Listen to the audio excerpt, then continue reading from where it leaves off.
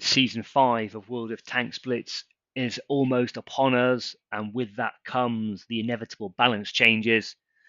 These are the reasons why the balance changes are happening, and I would suggest that reducing the speed of the battles and reducing the survivability of the tank destroyers against medium and light tanks is really what comes across in some of these updates. I've already made a video on the death of the 183 because a significant change to aim time for that tank, which you can see later on, will have a massive impact on the gameplay of that particular vehicle. But let's get into it and take a look at some of the stats. I'm not going to go through them all, but I have tried to provide all of the screenshots that I have available, so you can scroll through the video to find your favorite tank to see what is going to happen to it. So here's some of the changes to the German tanks. And I think if you look at the mouse with a reload time going from 11.5 seconds to 11.3, don't think that's going to make too much difference. If you are still in front of the gun of a mouse after about 11 seconds, you'd be in trouble anyway, so shouldn't change too much. But really look here at the aim time of the KPZ 50T, reducing from 4 seconds to 3.6. And when you compare that with the rotation speed of the grill increasing from 35.7 seconds to 40.1, you can see how that rebalancing to give medium tanks a greater chance of having an effect against tank destroyers is already coming across. It's a really bad day for the Leopard 1, reducing across the board with the exception of the max reverse speed going up, which is probably a good thing because the reductions in the capability of that vehicle probably means you're going to want to run away a little bit more than you do at the moment. And as for the E50M, a reduction in reload time, and if it wasn't armored enough, it's also going to come with the reactive armor consumable. Interesting change to the E100 here. You can see the penetration on the 128mm gun going from 250 to 256. That will actually make the penetration on that gun greater than the 152mm gun, which will have a max penetration of 254. I'm not sure anybody uses the 128mm gun due to the reduced alpha, but if you do decide to use that gun, you're also going to benefit from a aim time, which is going to reduce from 5.9 to 4.8 seconds. So a significant improvement to the 128mm gun on the E100. As for the Jagdpanzer E100, a slight increase to the armor on the cheeks, but effectively it's going to be slightly less lethal than it is at the moment. Fewer hit points. Aim time is going to take longer, just under half a second, and the reload time, again, is going to take longer by about half a second, giving those medium and light tanks the opportunity that they're looking for. Japanese tanks, I must admit, not a line that I play very often, but what stands out to me here, having trouble with it almost every time I play against it, is the Ho-Ri, which is going to have a shell velocity improvements across the board, half a second quicker in the reload, and about 1.5 seconds quicker on the rotation, is going to make this tank an extremely difficult customer to deal with. Not too much leaping out at me here on the American line. A couple of provision additions to the Patton and the M60, but I noticed the T57 has a half a second increase into the aim time and a reduction in the rotation speed, which perhaps links to the reduction of the prevalence of autoloaders at tier 10.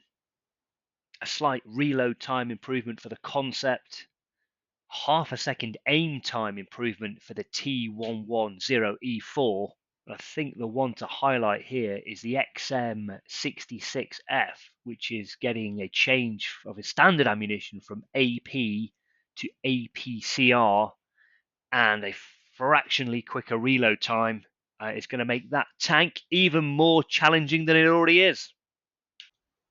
Not a great day for the M6Yo. Aim time on the 120mm gun up by 0.8 of a second, and the aim time on the 105mm gun is going to increase by over 1 second. There's also a slight armor reduction on the front plate as well. As for the T95 E6, it's just going to get a bit slower. For the AMX30B, you can now pick yourself up a spool liner. The FCM50T is going to have a improved reload time, and because the thing's so massive, you can now pick up some sandbags for it. For the AMX50B, just over half a second improvement to the aim time, and the AMX M449, the reload time is improved, and you can also pick up some reactive armor. Bit of a mixed bag for the Bachatillon 25. The 105mm gun does pick up APCR as an ammunition type, but look at that reload time, 17.1 seconds to 18.6, over 1.5 seconds longer to reload that gun. The 100mm gun, on the other hand, the aim time is going to reduce from 4.3 to 3.6, and the reload between shells is also going to improve. Across the board, though, the view range decreases, and that massive 60mm of frontal armor, I'm afraid to tell you, is going to reduce down to 50mm. Some very interesting changes here to the FOCH.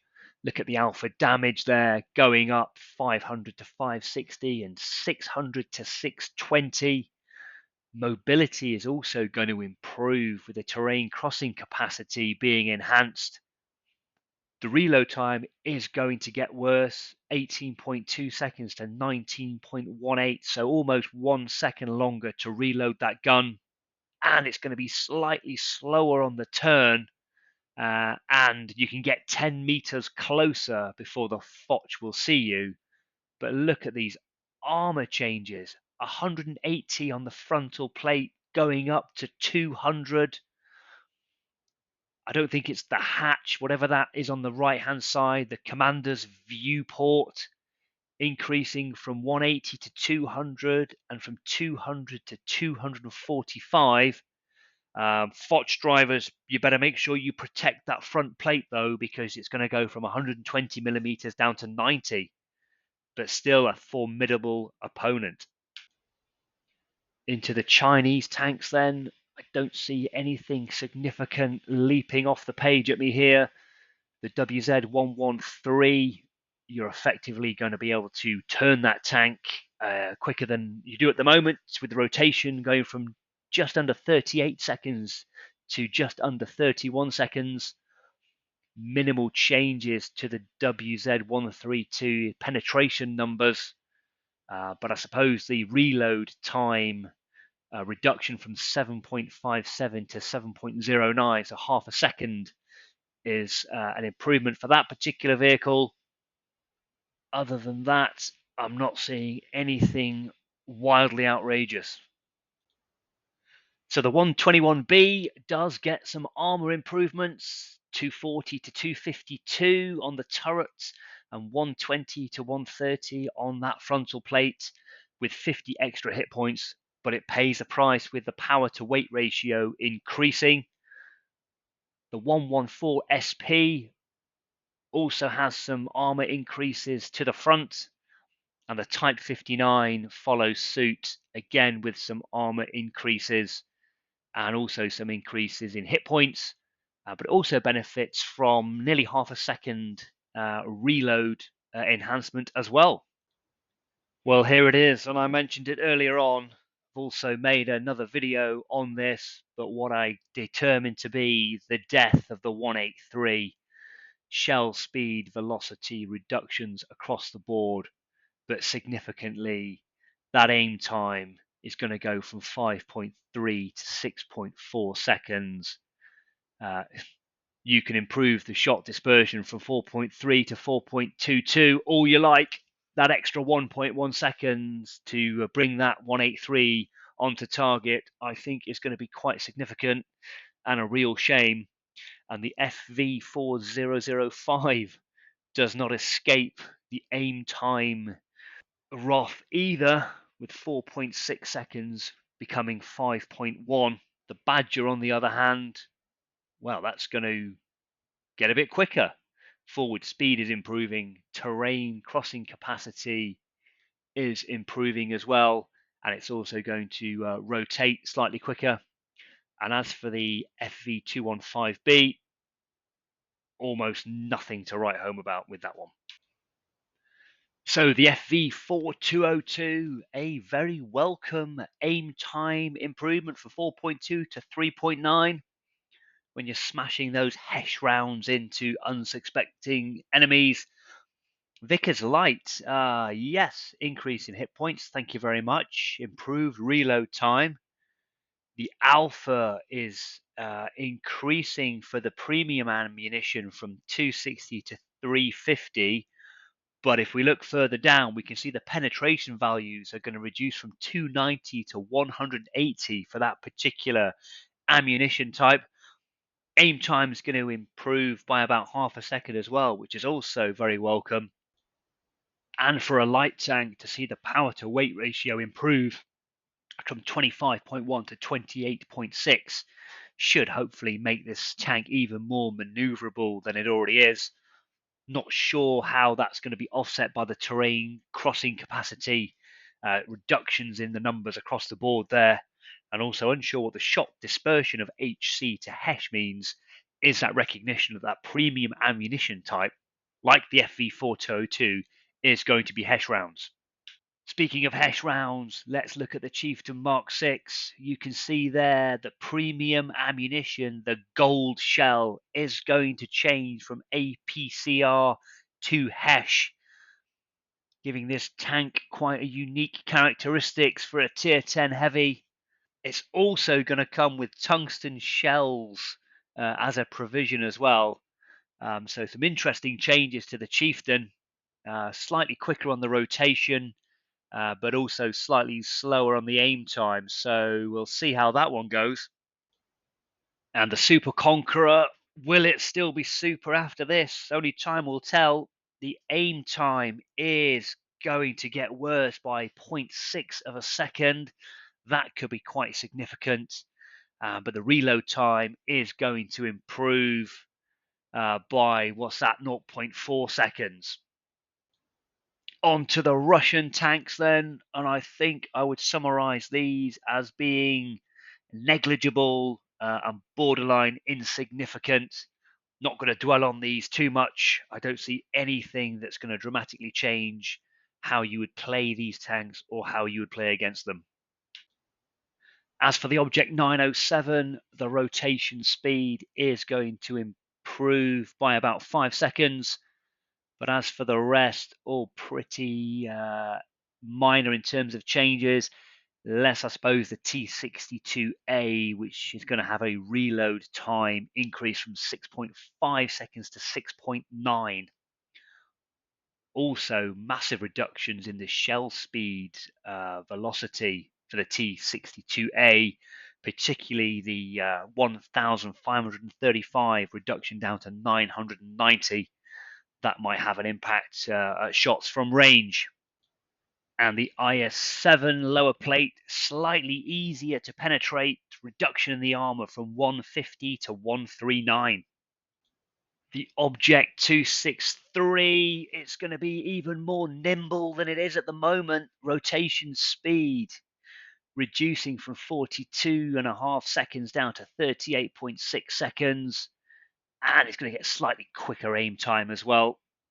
As for the IS-4, minor changes, not really worth comment. And the T-22 medium does pick up tungsten shells as a consumable and is going to have some armor increases as well to the front and to the side.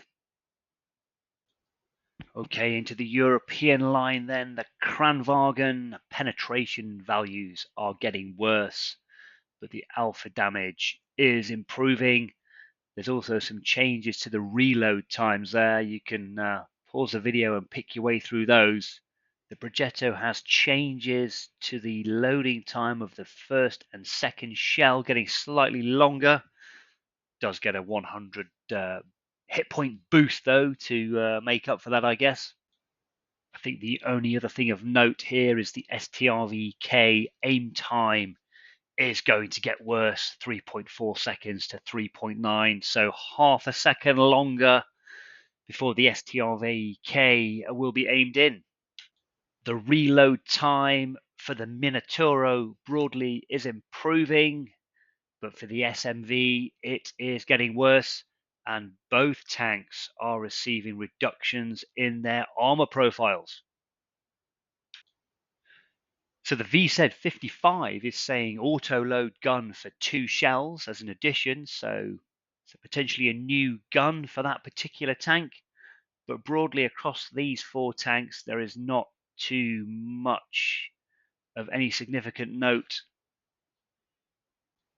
So that's it for the Season 5 changes to the current tanks in the game. Leave your comments and let me know what you think. Season 5 also promises to bring us some new French medium tanks. We'll wait and see what happens there.